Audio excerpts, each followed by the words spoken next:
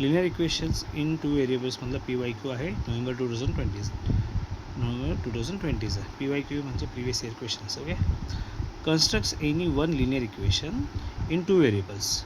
एखादं इक्वेशन तयार करा स्वतः मनानं, आपण स्वतः बनवायचं आहे, खुद बनाने का है. Construct any one linear equation in 2 variables. Obtain another by interchanging only coefficient. Interchanging होतं coefficient of variables. Find the value of the variables. November 2020मध्ये विचारलेला प्रश्न आहे. बघूया, खूप इझी आहे. बघूया पहिल्यांदा इक्वेशन कुठलंही घेऊ आपण. 3x + 2y = 13 घेतलं मी. काय घेतलं इक्वेशन? 3x + 2y = 13. क्लिअर आहे. सो इथे काय घेतलं? 3x + 2y = 13. आता फक्त काय सांगितलं आहे? दुसरं इक्वेशन कसं पण obtain another by interchanging only coefficient. Coefficient म्हणजे काय करायचं आहे?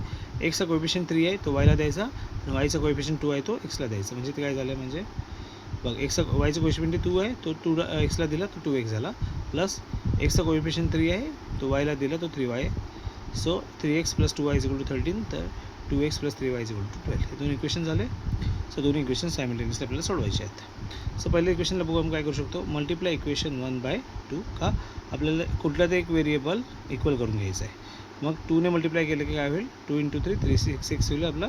6x + 4y = 13. मग इथे पण मल्टिप्लाय इक्वेशन 2/3 ने मल्टिप्लाय 3 × 2 6x + 9y = जे ही संख्या येईल ते आपण करूया. आता बघूया. आता पहिल्या इक्वेशनला 2ने मल्टिप्लाय केलं तर काय येणार आहे? 2 × 3x + 2y as it is plus 2 × 13. So 2 × 3x 6x + 2 × 2 4y = 2 × 10 26. इथे पण मल्टिप्लाइंग इक्वेशन 2/3 ने मल्टिप्लाय केलं.